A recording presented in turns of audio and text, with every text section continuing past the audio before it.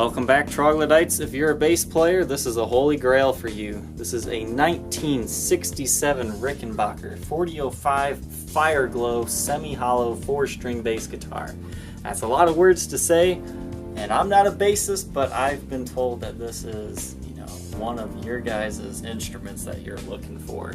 So I guess the story behind these, the 4005 models, I'm not 100% sure how to correctly pronounce that, is that the 4001 was the more desirable during this era, but nowadays it's the 4005, and because of that, similar to like in Gibson history where like Les Pauls, there were less of them made and then they switched over to the SG shape. Like these are super popular and expensive now to get because there are only approximately around 70s of these made during this era. This one is in very clean condition. I don't know enough about this particular instrument to really appreciate how clean this one is, but this was a studio guitar that's been in a studio in LA for quite some time, and it's never really been gigged, but it has been recorded with quite a bit. So it's got some light wear and tear that we'll go over here that you should know about, but overall it is fairly clean, definitely collector grade, with just a very few minor issues. Now, in order to date an Old Rickenbacker, you look at the jack plate here, and it will have two letters signify what year and month they were made. In this case, it's GL, which stands for December of 1967, and then the production number of 4015. As you can see there. So you can also check out some more information about some of these old Rickenbackers at a website called ricksource.com. This one is all stock, including the lucite thumb rest finger cover thing here. And this thing is just in fantastic shape, so let's go ahead and take a look at it. Take a look at the headstock. It's got a very cool wave-like pattern to it. It's this classic Rickenbacker. I've never actually held a Rickenbacker in my hands before this guitar, but I've definitely seen a lot of them. It's got a very cool, like, 5-piece neck that, so in the Gibson world, there's a veneer over the top, but on this one, it doesn't have that. So you get to see the 5-piece neck on the front and on the back, which is really cool. A really long nameplate here, Rickenbacker, made in USA, as you can see there. Stock nut on this one. Everything's good there. And this is my first time seeing a Rickenbacker fretboard, and if this is your first time, it's kind of interesting. It kind of looks like a bowling alley. Like the lane to a bowling alley, it's like very highly lacquered over. It's like glossy.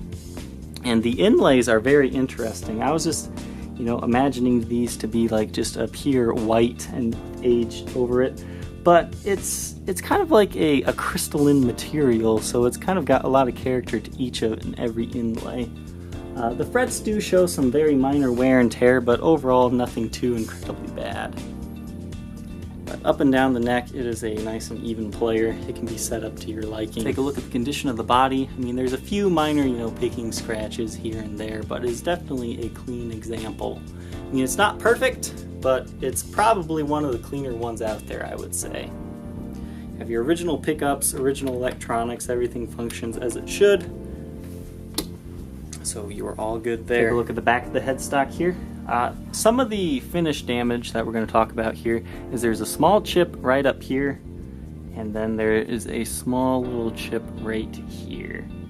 And also, now that I'm looking at the front here, you do have a very small ding right there, which isn't too bad, and it looks like some very minor wear from string changes here as well.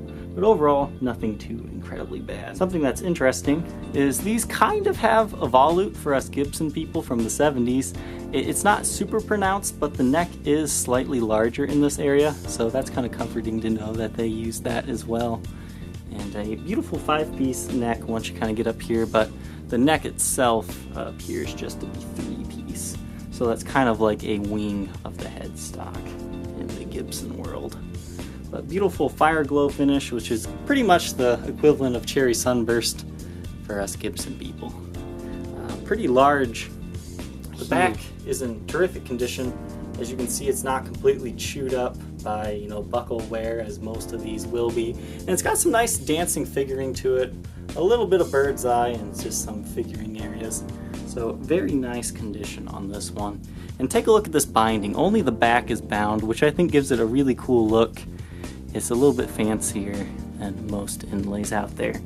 But because the back is bound like that, they had two different models, one that does have the top binding, but if you don't have that top binding, you kind of get a really cool curved top, which I think is, very cool looking on a Rickenbacker. And the top is, kind of concave in this area for the tailpiece. The next area to go over here is there's a very, very tiny chip in the finish right here where the strap button was put on.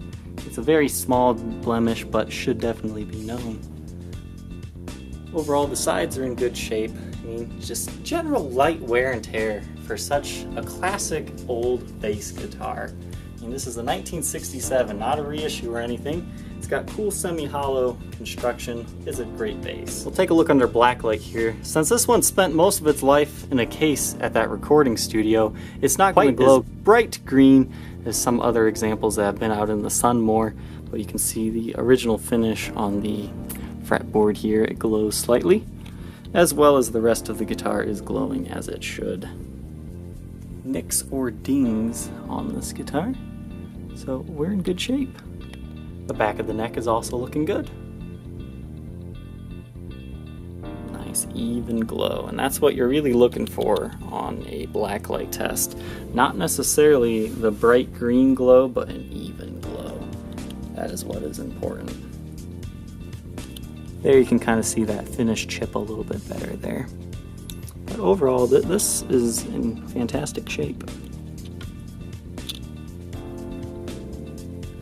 This bass guitar feels really heavy, but once you get it on the scale, it's actually only 8 pounds, 11.1 ounces. So a lot of the weight definitely comes from the neck, but the body is definitely not as heavy. This Rickenbacker comes in the original case. It's kind of a beautiful silver color with black Tolex at the end. All 3 functioning latches, 2 of them are locking latches, and the original case keys are in the control compartment here. But beautiful blue interior. They really went all out on these cases. Very cool.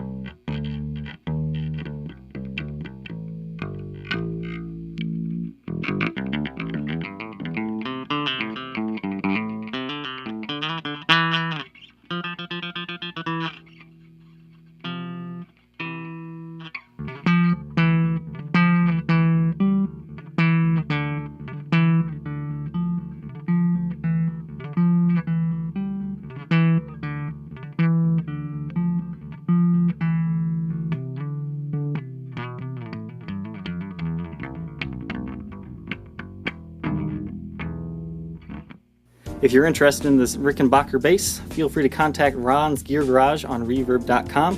I'll put the link in the description so you can check it out. I hope you troglodytes enjoyed. Don't forget to like, comment, and subscribe, and we'll catch you next time.